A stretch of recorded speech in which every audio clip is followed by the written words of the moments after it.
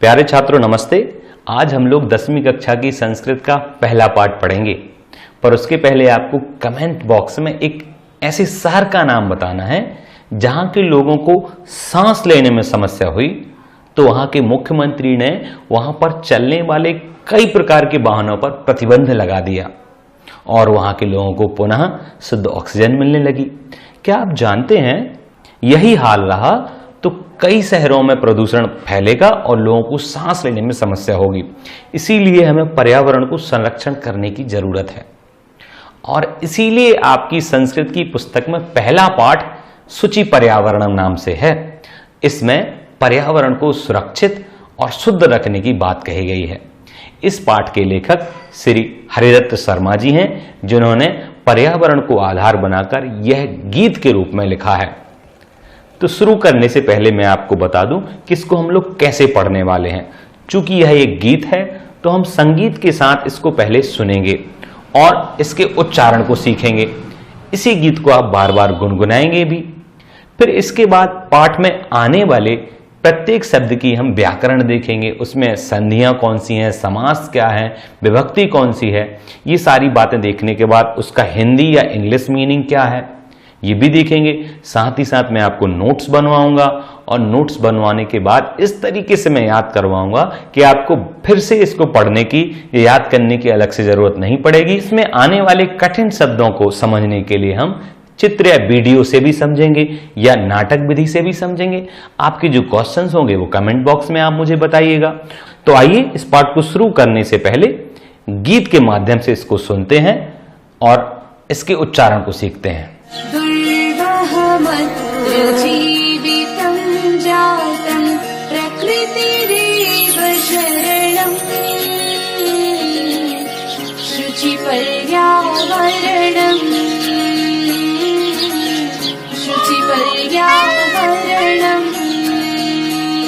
महानगरमध्ये जलदनिशं कालाय सचक्रम् मनः शोषयत् तनुः पेषयत् भ्रमति सदा वक्रम् दुर्दान्तैर्दशनैरमुना स्यान्नैव जनव्यसनम् शुचिपर्यावरणम् शुचिपर्यावरणम्। आपने पहला पद सुना, लिखा था दुर्वहमत्र। अब ये बहुत सारे शब्द जोड़ दिए हैं और हिंदी और संस्कृत में एक बुनियादी अंतर है। जैसे मैंने हिंदी में एक वाक्य बोला, मैं घर जाता हूं, तो इस वाक्य को संस्कृत में मैं बोलूंगा अहम गृहम गच्छामि। संस्कृत वाला व्यक्ति इस वाक्य को गच्छामि अहम गृहम ऐसे भी बोल सकता है, पर हिंदी में जाता हूं मैं घर ऐसा नहीं चलेगा। यही खूबसूरती संस्कृत की है और जो लेखक या कवि हैं वह संस्कृत के पद्यों को यहां वहां रख देते हैं जिससे वह सुनने में देखने में अच्छा लगे और एक अच्छा गीत भी बन जाए, और यही इस गीत में किया गया है। आइए देखते हैं इसका प्रत्येक शब्द और फिर उसका अर्थ। सबसे पहले लिखा है दुर्वहमत्र। ये दो शब्द मिलकर बना है, तोड़ते हैं इसको। दुर्वहम धन अत्र, जीवितम जातम प्रकृतिरेव, ये दोनों शब्द जुड़े हुए हैं। इसमें विसर्ग संधि है, अलग अलग करेंगे तो हो जाएगा प्रकृति धन एव। फिर लिखा शरणम। अब इसका अर्थ देखते हैं। दुर्वहम अर्थात कठिनम, अत्र मतलब यहां पर कठिन है। कहां पर कठिन है? तो इस पूरे पद्य में महानगरों की बात की गई है। तो महानगरों में कठिन है। क्या कठिन है? बोले जीवितम अर्थात जीवन। महानगरों में जीवन कठिन है। जातम मतलब हुआ, महानगरों में जीवन कठिन हुआ, तो हम क्या करें? तो बताया प्रकृति रेव शरणम। महानगरों में जीवन बहुत कठिन हुआ है, अतः प्रकृति एव अर्थात ही, प्रकृति ही। प्रकृति मतलब सामान्य शुद्ध वातावरण ही प्रकृति है, जिसमें मिलावट ना हो, जिसमें किसी प्रकार का प्रदूषण ना हो, वो होती है प्रकृति। तो प्रकृति ही एकमात्र शरणम अर्थात शरण है, क्योंकि वातावरण में जीना कठिन हो गया है। इसीलिए कहा शुचि पर्यावरणम, जरूरी है शुचि अर्थात शुद्ध निर्मल पर्यावरण अर्थात वातावरण, इसलिए हमें जरूरी है शुचि पर्यावरणम। यह इस अध्याय का भी नाम है अर्थात निर्मल शुद्ध पर्यावरण। आइए अब पहली पंक्ति देखते हैं। महानगर मध्य, महानगर मध्य मतलब महानगरों के बीच में। चलद धन निसम, ये आपको चलद निसम पढ़ना है, पर जब अलग अलग करेंगे तो हो जाएगा चलत धन अनिशम। चलत शब्द में सत्वी प्रत्यय है, तो चलत अर्थात चलती हुई, अनिशम अर्थात दिन रात। तो महानगरों में दिन रात चलती हुई क्या? कालायस चक्रम, इसमें भी 3 शब्द हैं, काल धन अयस धन चक्रम। तो काल धन अयस कालायस, कालायस मतलब लोहा और सचक, चक्रम मतलब चका। तो महानगरों के बीच में चलते हुए दिन रात लोहे के चके। अब लोहे के चके भी चलते हैं क्या? लोहे के चके से मतलब लोहे के चके वाले वाहन, ये कला है कभी की बोलने का तरीका है। तो दिन रात महानगरों में लोहे के चके चलते हैं, और वो क्या करते हैं? तो कहा चलते हुए वो चके मनः शोषयत, मनः में द्वितीय विभक्ति है, अर्थ निकलेगा मन को शोषित करते हुए, तनु अर्थात शरीर, शरीर को पेशयत अर्थात पीसते हुए, तो मन को शोषित करते हुए शरीर को पीसते हुए, भ्रमति सदा वक्रम, भ्रमण करते हैं घूमते हैं, सदा मतलब हमेशा, वक्रम मतलब टेढ़े। आपसे अगर सीधा मैं क्वेश्चन पूछूं महानगरों में हमेशा क्या चलता है, तो आप बोलेंगे वायु। और क्या चलता है? तो ये वाहन भी कह सकते हैं हम। महानगरों में दिन रात वाहन चलते हैं, चके चलते हैं, और वो मन को शोषण करते हैं। तनु पेशयत, कई बार एक्सीडेंट होता है तो शरीर को पीस देते हैं, जान ले लेते हैं। तो वही कहा ये वातावरण में वाहन चलते हैं और मन को शोषित करते हैं, साथ ही साथ शरीर को भी पीसते हैं। और क्या करते हैं? तो कहा दुर्दांतई दशनई अमुना, अलग अलग करें, विसर्ग संधि है। दुर्दांतई धन दशनई धन अमुना, दोनों जगह विसर्ग संधि। तो बोला भयंकर, दसन मतलब दांत, तो भयंकर दांतों से, स्यात धन एब, स्यानैव जो लिखा है उसको अलग अलग करेंगे तो हो जाएगा स्यात धन एब। स्यात मतलब हुआ, एब मतलब ही। तो भयंकर दांतों से यह क्या करते हैं? जनग्रसनम, अलग अलग करेंगे तो जनग्रसनम होगा, बाकी जनग्रसनम इसका सही उच्चारण है। तो ये जो वाहन है महानगरों के, ये भयंकर दांतों से, अब वाहनों के भी दांत होते हैं क्या? नहीं होते, परंतु ये कवि का कहने का तरीका है। जैसे कोई जानवर किसी को काटे तो वो दांतों से काटता है, वैसे वाहन किसी को मारता है या किसी से एक्सीडेंट होता है तो वाहन के चके या किसी और हिस्से से होता है, तो उन्हीं को दांत कह दिया। तो भयंकर दांतों से, स्यात मतलब होता है या हो, एव ही जनग्रसनम, तो वाहनों के भयंकर दांतों से ही होता है। क्या होता है? जनग्रसनम, जन मतलब लोगों का, ग्रसन मतलब ग्रहण। तो ये जो मशीनें हैं, वाहन हैं, अपने भयंकर दांतों से लोगों को ग्रहण कर लेते हैं या लोगों को खा लेते हैं। लोगों को खाने से मतलब एक्सीडेंट में लोग मारे जाते हैं ना, वैसे ही यहां कहा गया। आशा है आपको ये पूरा पद्य समझ में आया होगा। सरलता से देखते हैं। महानगरों के बीच में दिन रात चलते हुए ये चकों वाले वाहन मन को शोषण करते हैं और तनु अर्थात शरीर को पीसते हैं और सदा टेढ़े चलते हैं। वक्र मतलब टेढ़े चलते हैं। दुर्दांतैर दर्शनई, और अपने भयंकर दांतों से, जनग्रसनम स्यात्, इनके भयंकर दांतों से लोगों का ग्रसन होता है या लोगों का ग्रहण होता है, लोग मारे जाते हैं। आगे क्या कह रहे हैं, आइए उसके पहले इस पद्य को हम संगीत के साथ सुनते हैं।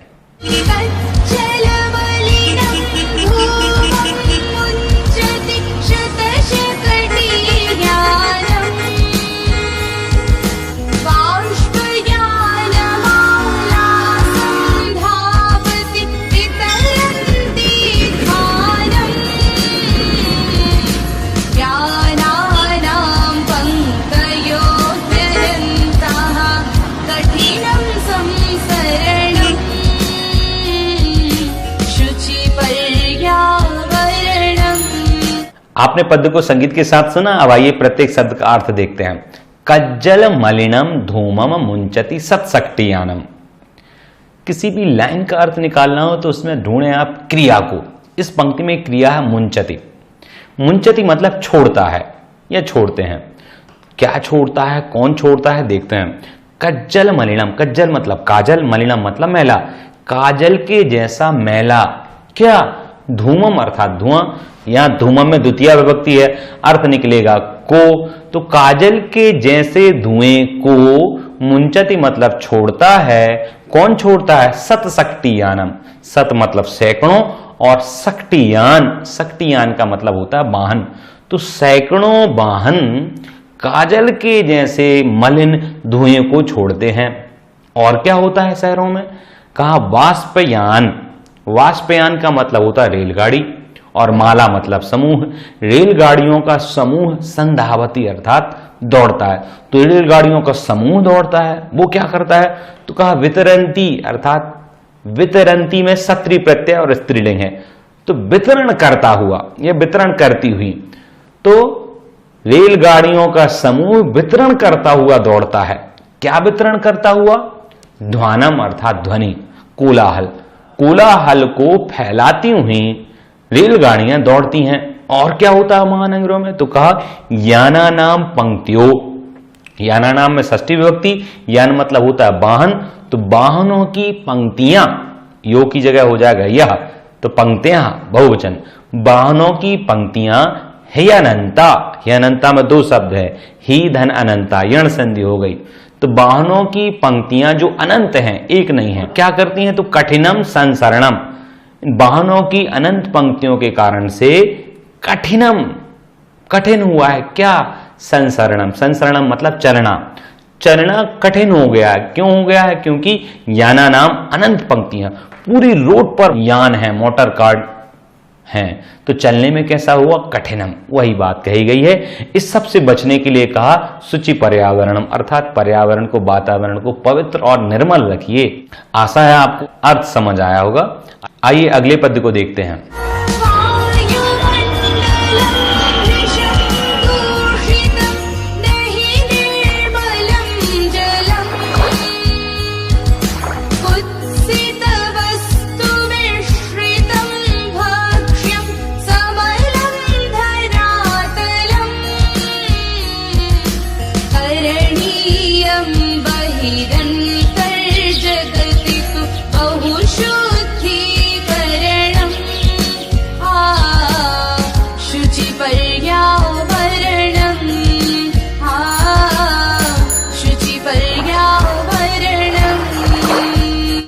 आपने सुना होगा, उच्चारण भी सीखा। अब आइए इसके प्रत्येक शब्द को देखते हैं। वायुमंडलम, महानगरों की बात हो रही है तो कहा वायुमंडलम। वहां का वायुमंडलम भृशम, भृशम का मतलब होता भयंकर, अत्यधिक। तो वायुमंडल जो है अत्यधिक दूषितम अर्थात मैला। तो वायुमंडल जो है वो कैसा हो गया? अत्यधिक दूषित है। और ना ही निर्मलम जलम, ना ही मतलब निश्चित रूप से, और निश्चित रूप से निर्मलम जलम ना, जल भी निर्मल नहीं है। आगे कहा कुत्सित वस्तु मिश्रितम भक्ष्यम। कुत्सित मतलब निंदित या बेकार, तो बेकार वस्तु से मिश्रित जो भी है, तो कहा बेकार वस्तु से मिश्रित क्या? भक्ष्यम। भक्ष्यम मतलब खाने योग्य भोजन। तो जो शहरों का खाने योग्य भोजन है वो भी कैसा है? कुत्सित वस्तु मिश्रितम, अर्थात उसमें निंदित वस्तुएं मिली हुई हैं। जैसे कई दिनों का सड़ा गला भोजन पैकेट में बंद करके अच्छे से सजा के दे दिया, तो आपने सोचा बहुत अच्छी टॉफी है, जबकि वो तो कई दिनों से पैक थी, बदबू भी आ रही है, पर सेंट डला है तो आपको उसकी सुगंध भी नहीं आ रही। तो वही कहा कि कुत्सित वस्तु मिश्रितम भक्ष्यम, अर्थात जो खाने योग्य भोजन है वह भी निंदित वस्तुओं से मिश्रित है। और कहा जो धरातलम, जमीन है जो शहर की, वो कैसी है? समलम, अर्थात मल से सहित है। और क्या कहा? करणीयम वहिरंतर जगती, तो बहुशुद्धिकरणम। करणीयम अर्थात करना चाहिए, यहां पर अनियर प्रत्यय है, तो कहा करना चाहिए। क्या करना चाहिए? वही अंतर जगती, इसमें तीन शब्द हैं, वही धन अंतर धन जगती।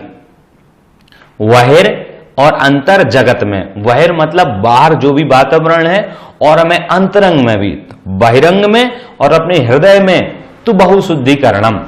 तो कहा करना चाहिए बाहर और अपने हृदय में, हृदय रूपी जगती अर्थात संसार में, तो बाहर और अंदर के संसार में बहुशुद्धिकरणम, बहुत शुद्धिकरण, बहुत स्वच्छता करणीयम अर्थात करनी चाहिए, क्योंकि चारों ओर अशुद्धि है।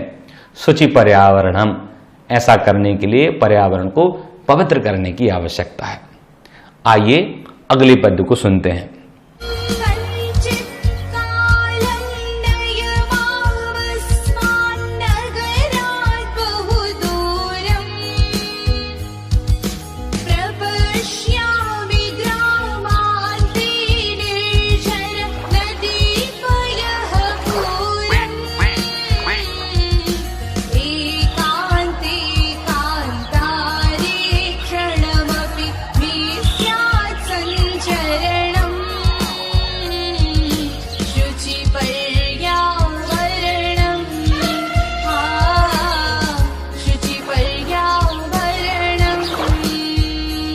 आइए अब इसका अर्थ देखते हैं। पहले तोड़ते हैं। कंचित कालम नय माम धन अस्मात धन नगरात, 3 शब्द हैं। माम अस्मात धन नगरात बहुदूरम। अर्थ देखते हैं। कंचित मतलब किसी, कालम मतलब काल को, थोड़े समय को, नय मतलब ले चलो, यहां पर लोट लगा रहे अर्थात ले चलो, थोड़े समय के लिए ले चलो। माम धन अस्मात, इन दोनों को मिलाया। माम मतलब मुझको, अस्मान धन, अस्मान मतलब हमको। यहां पर माम धन अस्मान धन नगरात 3 शब्द हैं, तो माम अस्मान नगरात, तो मुझको व हमको, नगरात यहां पर नगरात शब्द है, पंचमी विभक्ति है, तो मुझको या हमको, नय मतलब ले चलो, नगरात बहुदूरम, नगर से या शहर से, बहुदूरम अर्थात बहुत दूर, ले चलो मुझको या हमको नगर से बहुत दूर। और क्या कह रहे हैं? प्रपश्यामि ग्रामांते निर्झर नदी पयः पूरम, और मैं फिर देखूंगा। प्रपश्यामि मतलब देखूंगा, क्या देखूंगा? ग्रामांते, ग्राम की सीमा पर, या गांव के, ग्राम धन अंते, इसका मतलब गांव के अंदर भी है और गांव की बॉर्डर भी है, तो गांव के अंदर या गांव की सीमा पर प्रपश्यामि मतलब देखूंगा। क्या देखूंगा? निर्झर अर्थात झरने, नदी मतलब नदी, और पयः पूरम मतलब तालाब। तो देखूंगा मैं गांव की सीमा पर नदी, तालाब, झरने आदि। और क्या कह रहे हैं? एकांते कांतारे क्षणमपि में स्यात् संचरणम। एकांते मतलब अकेले में, कांतारे मतलब एकांते से मतलब शांत भी होता है, तो शांत कांतारे अर्थात शांत वन में, क्षणमपि में स्यात् संचरणम, शांत वन में क्षण मात्र भी अर्थात थोड़े से समय के लिए, में स्यात् संचरणम मेरा होगा, क्या होगा? संचरण अर्थात घूमना फिरना, मैं शांत वन में थोड़ा सा क्षण मात्र को भी घूमना है, घूमूंगा फिरूंगा, ऐसा उन्होंने कहा। शुचि पर्यावरणम, और इसके लिए पर्यावरण शुद्ध करना होगा। आगे देखते हैं।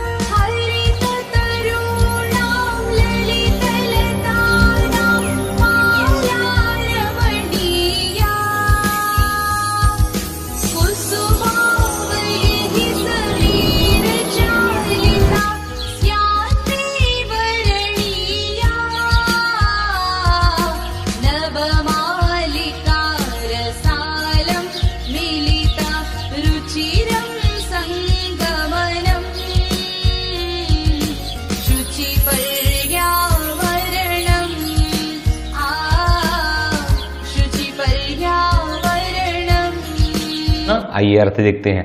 हरित तरुणाम, हरित तरुणाम से क्या मतलब है? हरे पेड़ पौधे। ललित लतानाम, सुंदर लताएं। माला रमणीय, माला मतलब यहां समूह भी है, तो हरे भरे पेड़ पौधे, सुंदर लताएं, मालाएं। रमणीय मतलब मन को अच्छी लगने वाली, आकर्षक लताएं, मालाएं और पेड़ पौधे। और क्या कहा? तो कहा कुसुमावली, कुसुम धन आवली, यहां पर दीर्घ संधि हो गई।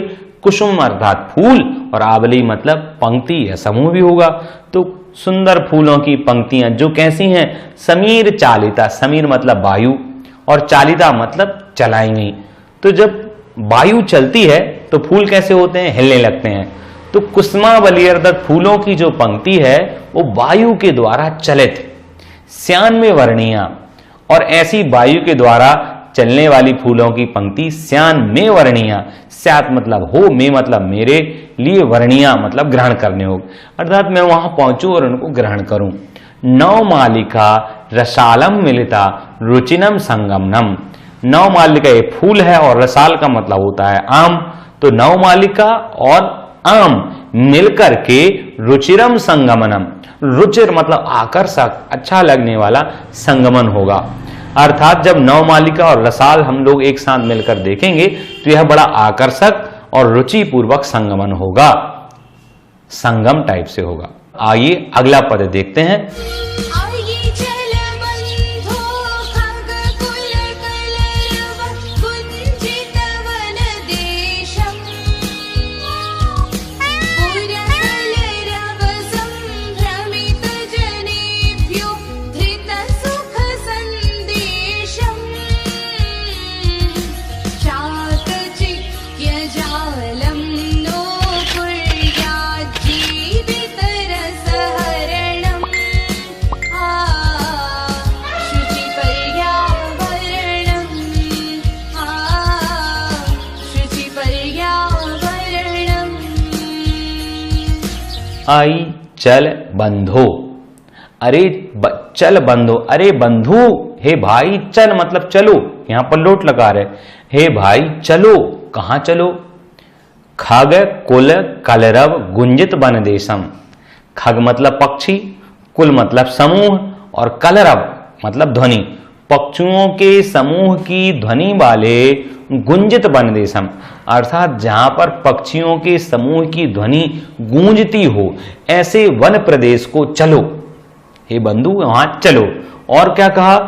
पुर कलरव, पुर मतलब शहर और कलरव मतलब ध्वनि। तो जो शहर की ध्वनि है, वहां शहर की ध्वनि से क्या है? संभ्रमित जनेभ्यो, शहर की ध्वनि से जो संभ्रमित अर्थात भ्रमित हो गए हैं, पागल हो गए हैं, ऐसे जनेभ्यो अर्थात लोगों के लिए, जनेभ्यो में चतुर्थी विभक्ति, लोगों के लिए धृत सुख संदेशम, धारण करो सुख का संदेश, अर्थात वहां चलो और एक सुख का संदेश धारण करो कि अच्छा पर्यावरण का संदेश धारण करो। आगे कहा चाकचिक्य जालम नो कुर्यात् जीवित रस हरणम, और कहा चाकचिक्य जालम, जो चाकचिक्य, चाकचिक्य से मतलब एक तरह से ग्लैमर वर्ल्ड, एक तरह से बनाई हुई दुनिया जो है वो बड़ी चमकदार, जो देखने में तो अच्छी लगती है पर अच्छी होती नहीं है। तो जो चमकदार दुनिया है वो नो मतलब नहीं, कुर्यात मतलब करे, जीवित रस हरणम, जीवन के रस का हरण ना करे। जो कृत्रिम बनाई हुई दुनिया है वो हमारे जीवन के रस का या जीवन के आनंद का हरण ना करे। तो जीवत रस हरणम, जीवन रूपी आनंद या रस को हरण ना करे। कौन हरण ना करे? ये चाकचिक्य जगत। इसीलिए शुचि पर्यावरणम, पर्यावरण की ओर बढ़ो, पवित्र पर्यावरण की ओर आए, ऐसा यहां पर भाव है। आइए अगला पद देखते हैं।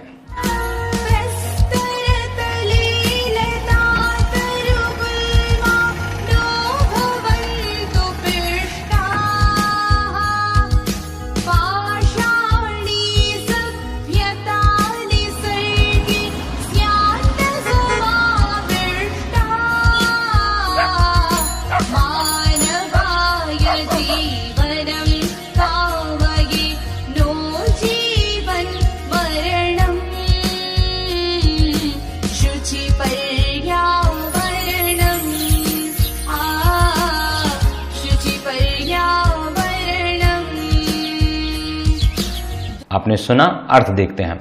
प्रस्तर तले लता तरु गुल्मा। अब प्रस्तर और तले, प्रस्तर मतलब पत्थर और तल का मतलब होता है सरफेस। तो पत्थर की सरफेस पर लता तरु गुल्मा, लता मतलब बेल, तरु मतलब पेड़ और गुल्मा मतलब झाड़ियां। तो पत्थर की तल पर या सरफेस पर पेड़, लताएं और झाड़ियां, नो मतलब नहीं, भवंतु मतलब हो, पिष्टा मतलब पीसी जाएं, पीसना। तो पत्थरों पर पेड़ पौधे और झाड़ियों को ना पीसा जाए। अब यहां क्या कहने का मतलब है? जब शहर का विकास होता है तो पेड़ों को काट दिया जाता है। तो वो यह कह रहे हैं कि पर्यावरण को बचाओ और पत्थरों पर इनको ना पीसा जाए। या अगर भाव से देखा जाए तो जो दयावान व्यक्ति नहीं होता वो पत्थर के जैसा कहलाता है। तो कहा कि पत्थर बुद्धि वाले पेड़ पौधों को मत पीसो, इन्हें बचाए रखो। और क्या कहा? पाषाणी सभ्यता निसर्गे स्यान्न समाविष्टा। पाषाणी सभ्यता, पाषाणी सभ्यता से यहां पत्थर वाली सभ्यता, पत्थर वाली सभ्यता के कई अर्थ निकलेंगे। एक तो निकलेगा पाषाणी सभ्यता मतलब प्राचीन सभ्यता, पाषाणकालीन सभ्यता, पर यहां पर पाषाणी सभ्यता से मतलब है निर्दयी सभ्यता, अर्थात जिनकी मेंटेलिटी है केवल स्वार्थ की, जो पर्यावरण को नहीं समझते हैं। तो ऐसे कहा पाषाणी सभ्यता निसर्गे स्यान्न समाविष्टा। निसर्गे मतलब प्रकृति में, निसर्ग मतलब प्रकृति या स्वभाव और सप्तमी विभक्ति है तो मैं। तो जो पाषाणी सभ्यता है, पत्थरों की बुद्धि वाली सभ्यता है, वो स्वाभाविक प्रकृति में स्यान ना समाविष्टा, कहीं मिल ना जाए। समाविष्टा मतलब मिलना, स्यात मतलब हो और ना मतलब नहीं। तो पाषाणी सभ्यता ओरिजिनल या वास्तविक निसर्गे अर्थात प्रकृति में, स्यात ना हो समाविष्टा अर्थात मिलना, इन दोनों का मिलना ना हो अर्थात प्रकृति का और पाषाणी सभ्यता का मिलन ना हो। मानवाय जीवनम कामी, और कभी कहता है मैं मानव के लिए अर्थात लोगों के लिए, चतुर्थी विभक्ति है तो कहा लोगों के लिए, जीवनम कामी जीवन की कामना करता हूं, मैं लोगों के जीवन की कामना करता हूं। नो जीवन मरणम, ना हो ये जीवन मरण अर्थात लोगों का ये जन्म मरण ना हो, अर्थात सभी लोग स्वस्थ रहें, अच्छा जीवन जिएं। इसके लिए क्या चाहिए? शुचि पर्यावरणम, अर्थात शुचि अर्थात पवित्र, पर्यावरण अर्थात हमारे चारों तरफ का वातावरण, माहौल, आवरण सब कुछ पवित्र हो। इसके लिए जरूरी है कि प्रकृति की सुरक्षा हम करें। आपने गीत को तो बहुत अच्छे से सुना, अर्थ भी देखा। अब इसके जो प्रश्न उत्तर हैं उसके लिए मैं अगले वीडियो में आपको, जिसको मैंने डिस्क्रिप्शन में भी दे दिया है, उस वीडियो में आप सारे पाठ के प्रश्न उत्तर देखेंगे और